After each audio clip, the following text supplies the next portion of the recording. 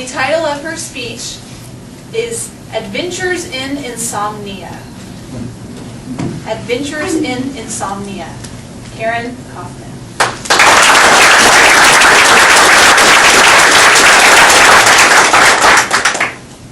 Thank you, Madam Toastmaster, fellow Toastmasters, welcome guests.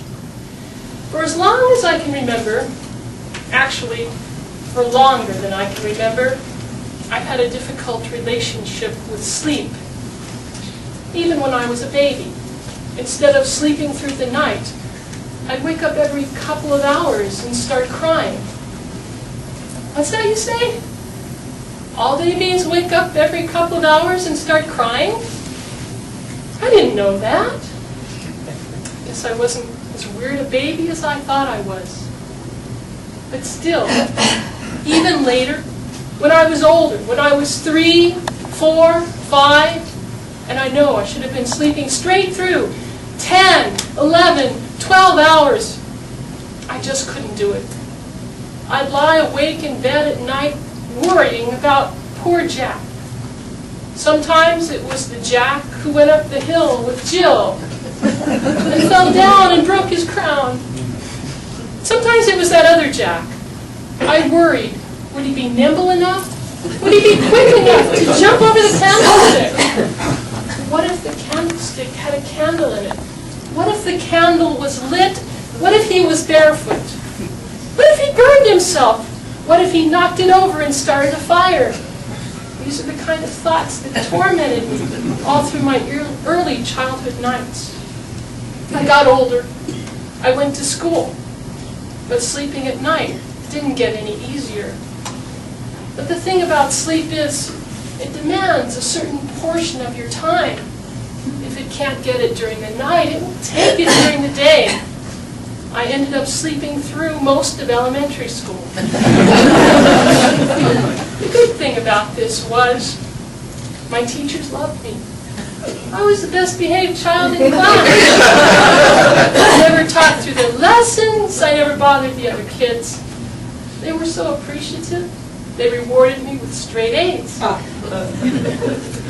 Junior high and senior high were pretty much the same way, except now that we had to change classes every hour, I had to endure the equivalent of waking up to an alarm clock 7 times a day. After high school, I went off to college, and I encountered a whole new barrier to getting a good night's sleep.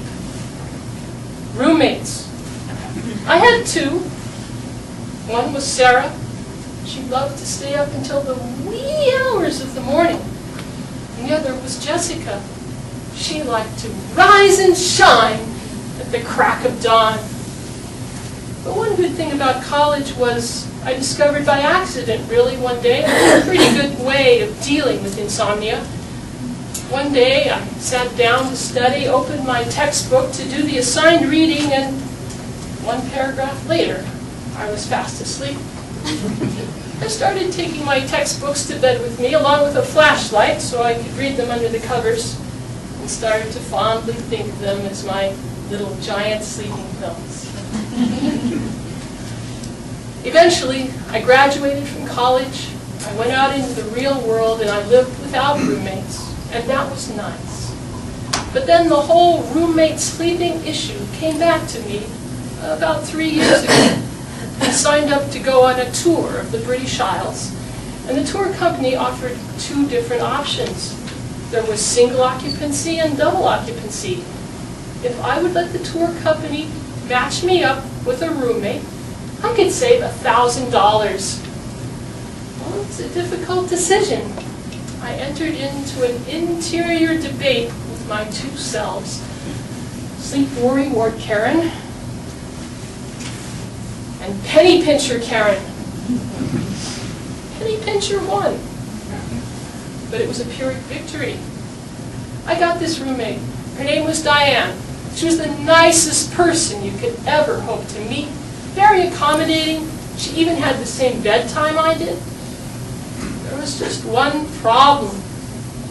She was the loudest snorer I had ever heard in my life. If OSHA had been in that hotel room that first night in Dublin, it would have required both of us to wear hearing protection. The next morning, I sought out our tour guide.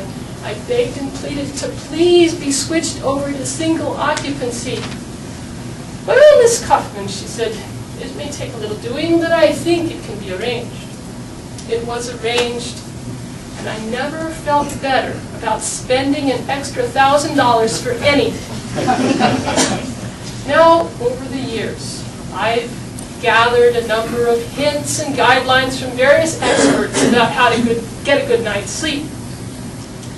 No caffeine, no cocaine, and no methamphetamines before bedtime.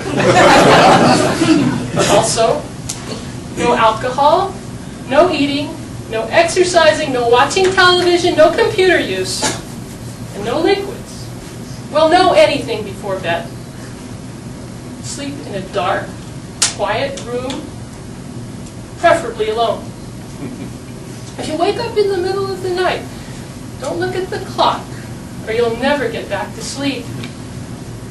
And finally, whatever you do, don't try to fall asleep. The surest way to not fall asleep is to try to fall asleep. Using these guidelines, I'm able to get a good, solid 8 hours of uninterrupted sleep once a year. If you're wondering why I'm so happy, it's been 364 and a half days. Tonight's the night.